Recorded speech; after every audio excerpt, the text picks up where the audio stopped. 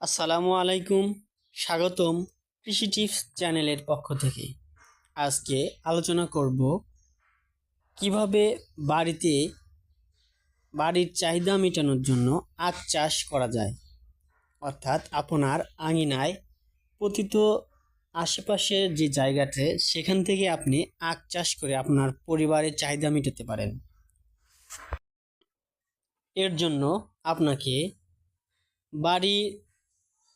অবশ্যই বাড়িতে উঁচু স্থান নির্বাচন করতে হবে। তারপর সুস্বাদু মিষ্টি জাতের আখের আগা সংগ্রহ করতে হবে। অর্থাৎ যে অংশটুকু খাবার পর আপনারা ফেলে দেন সেই অংশটুকু সংগ্রহ করতে হবে। সংরক্ষিত অংশগুলো সুন্দর করে মাটিতে রেখে হালকা মাটি দিয়ে ঢেকে দেবেন। 7 থেকে 8 দিন পরে আখের প্রতিটা গিট থেকে এর একটি করে চারা বের হবে। মনে রাখবেন, সম্পূর্ণ আখ মাটির নিচে দেওয়া যাবে না।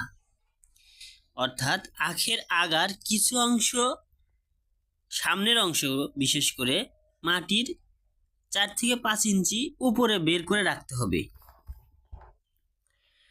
এরপরে আখের কুশি বের হওয়ার পর 5G কার্বোফুরান অর্থাৎ দানাদার ওষুধ মিশিয়ে আখের লাইনে ছিটিয়ে দিবেন। বাস, চারা বড় হওয়ার পরে পরবর্তী যত্ন সম্পর্কে একটি ভিডিও দিব বিস্তারিত হওয়ার জন্য। আসলে আখের রোগবালাই 3 ধরনের হয়ে থাকে। প্রথমত মাজরা পোকার আক্রমণ, দ্বিতীয়ত ভিতরে লালচে হয়ে পচন ধরা, তৃতীয়ত ছত্রাকজনিত কারণ। এই 3 ধরনের রোগগুলো দমন করতে পারলে আখের তেমন কোনো আর পরিচর্যার প্রয়োজন হয় না। অতিরিক্ত রস যুক্ত অর্থাৎ নিচু জমি হইলে সেখানে আখ ফেটে যেতে পারে।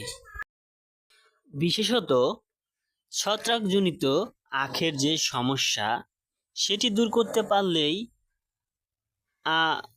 আখের রোগবালাইগুলোকে তেমন একটা আক্রমণ করে না। আখ লাগানোর 4 মাসের মধ্যেই আখ খাওয়ার উপযোগী হয়। আরও বিস্তারিত পরবর্তী ভিডিওতে।